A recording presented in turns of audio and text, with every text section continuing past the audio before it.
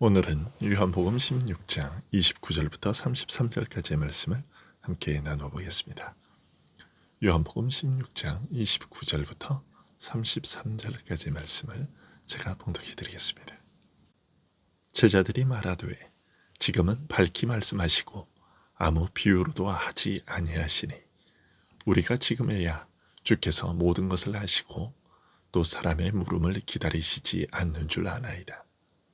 이로써 하나님께로부터 나오심을 우리가 믿사옵나이다. 예수께서 대답하시되 이제는 너희가 믿느냐? 보라, 너희가 다 각각 제 곳으로 흩어지고 나를 혼자 둘 때가 오나니 벌써 왔도다. 그러나 내가 혼자 있는 것이 아니라 아버지께서 나와 함께 계시느니라. 이것을 너희에게 이르는 것은 너희로 내 안에서 평안을 누리게 하려 함이라. 세상에서는 너희가 환난을 당하나 담대하라. 내가 세상을 이기었노라. 아멘. 마지막 유월절 만찬을 드시던 중에 예수님께서는 제자들의 발을 씻기시는 일로부터 시작하여 많은 사실들을 알려주셨습니다. 제자들은 주님께서 알려주시는 그 말씀들을 제대로 이해하지 못했습니다. 그럼에도 주님은 계속해서 장시간에 걸쳐 앞으로 일어날 일들에 대해 알려주셨습니다. 그리고 결국 제자들은 예수님의 뜻을 분명하게 깨달은 듯 오늘 본문에 이르러서 지금은 밝히 말씀하시고 아무 비유로도 하지 아니하시니 우리가 지금에야 주께서 모든 것을 아시고 또 사람의 물음을 기다리시지 않는 줄 아나이다 라고 말했습니다. 주님께서는 모든 것을 다 아시기 때문에 주님께 맡기고 안심할 수 있다고 말한 것입니다. 주님께서 모든 것을 아신다는 제자들의 깨달음은 주님께 대한 신뢰와 믿음으로 이어졌습니다. 특히 주님께서 하나님으로부터 나오신 것을 확신하는 믿음으로 이어졌습니다. 30절을 보면 이로써 하나님께로부터 나오심을 우리가 믿사옵나이다 라고 말한 것입니다. 주님께서 하나님께로부터 나오셨다고 믿는 이 믿음은 베드로가 가이사랴에서 주는 그리스도시요 살아계신 하나님의 아들이니이다 라고 했던 것과 동일한 신앙 고백이라고 할 수 있습니다. 이 내용은 그리스도에 대한 신앙 고백의 핵심입니다. 예수님께서는 베드로의 그 신앙 고백을 들으시고 기뻐하시면서 내가 내 교회를 이 반석 위에 이 신앙 고백 위에 세우리라고 하셨습니다. 반대로 유대인들은 예수님께서 하나님으로부터 보냄을 받아 세상에 오신 메시아라는 사실을 극구 부인했지요. 제자들은 주님의 가르침을 처음에는 잘 깨달아 알지 못했습니다.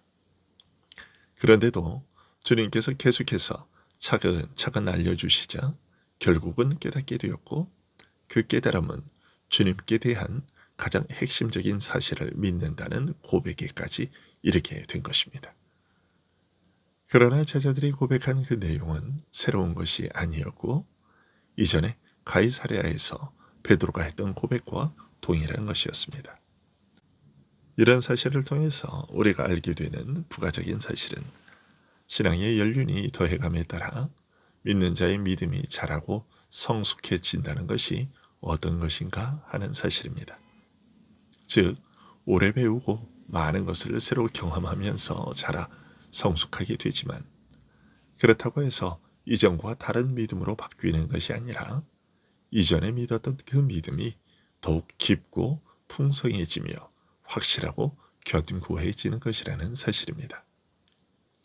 그런데 예수님의 많은 말씀을 듣고서 이해하지 못했던 제자들이 이제는 알겠다며 중요한 믿음의 내용을 고백하기는 했지만 그들의 태도는 어딘가 석연치 않습니다.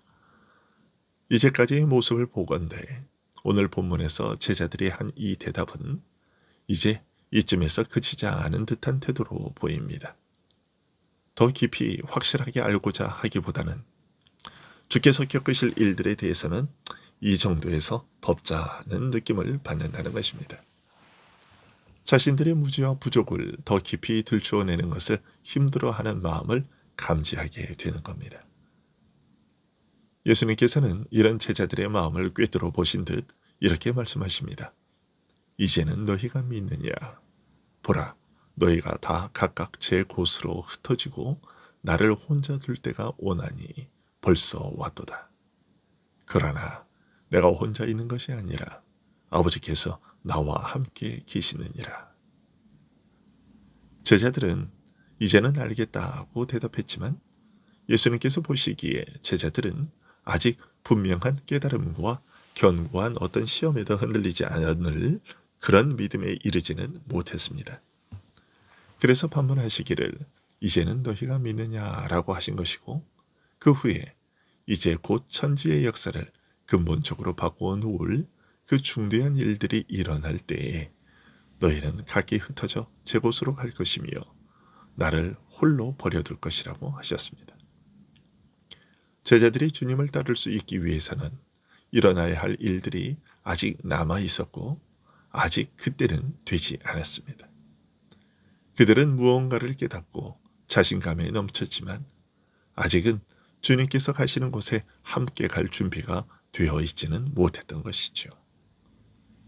하지만 그렇게 충직하게 따르던 제자들마저 주님을 홀로 버려두는 그 시간에도 예수님께서는 결코 홀로 계시지는 않을 것이라고 하셨습니다. 아버지께서 아들과 함께 하실 것이기 때문입니다. 자기 백성 이스라엘에게 부인당하고 정죄받으며 이방인의 손에 넘겨져 죽임을 당하시되 심지어 사랑하는 제자들마저 주님을 홀로 버려두는 일을 겪으실 그 순간에도 아버지께서는 아들과 함께 하실 것이라고 하셨습니다. 이 사실이 무엇을 뜻하는지 그리고 왜 굳이 이런 사실을 제자들에게 알리시는지에 대해 이렇게 말씀하셨습니다. 이것을 너희에게 이루는 것은 너희로 내 안에서 평안을 누리게 하려 함이라. 세상에서는 너희가 환난을 당하나 담대하라. 내가 세상을 이기었노라. 이 말씀은 가장 어려운 순간에 주님을 배신하고 홀로 버려둘 것임에도 불구하고 제자들을 끝까지 사랑하시는 주님의 사랑이 얼마나 깊은지를 알려줍니다. 하지만 그것만 아니라 연약한 제자들을 향해 여전히 평안을 약속하실 수 있는 근거에 대해서도 알려주신 것이기도 합니다. 이제 곧 사탄이 밀가부르듯 제자들을 뒤흔들어 넘어뜨릴 것인데 그럼에도 제자들을 향하여 평안하라고 말씀하실 수 있는 것은 그 믿음이 여지없이 무너지는 순간에도 제자들이 평안을 누릴 수 있는 이유는 바로 모든 사람들이 주님을 다 버린 그 순간에도 아버지만큼은 아들과 함께 하실 것이기 때문임을 알려주신 것입니다. 아버지께서 아들과 함께 하셔서 그를 붙드시기에 아들께서 죄인을 위하여 이루시는 일들은 하나님의 무한한 능력의 장중에서 흔들림 없이 차질 없이 이루어질 것이며 그러기에 주님께 그 구원의 생명을 의지하는 우리는 이제 곧 넘어질 것임에도 평안할 수 있는 것입니다. 우리의 실패가 우리를 영영 무너뜨리지 못할 것이며 아버지의 손에 붙들려 그의 뜻을 흔들림 없이 이루실 그리스도의 승리로 말미암아 우리의 실패까지도 극복될 것이기 때문입니다. 이 승리의 핵심이 무엇인지 밝히셨는데 세상에서 너희가 환난을 당하나 담대하라. 내가 세상을 이기었노라고 하셨습니다. 세상을 이기신 그리스도의 이 승리로 말미암아 우리는 세상으로부터 미움과 핍박을 받는 가운데서도 담대할 수 있다고 하신 것입니다. 모든 인간이 배척하고 자기 백성마저 반역하며 사랑하는 제자들마저 버리고 떠난 다음에도 아버지께서는 그를 버리지 않으시고 함께 하셔서 세상을 이기게 하실 그리스도 안에서 우리는 능히 평안을 누리게 될 것을 알려주신 것입니다.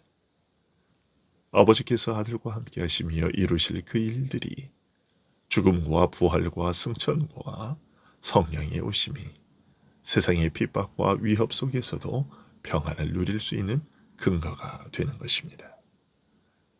내가 주는 평안은 세상이 주는 것과 다르며 내 안에서 누리는 기쁨은 누구도 빼앗을 수 없다고 하셨기에 믿는 자의 삶은 늘 순탄할 것이라 기대하기 쉽습니다.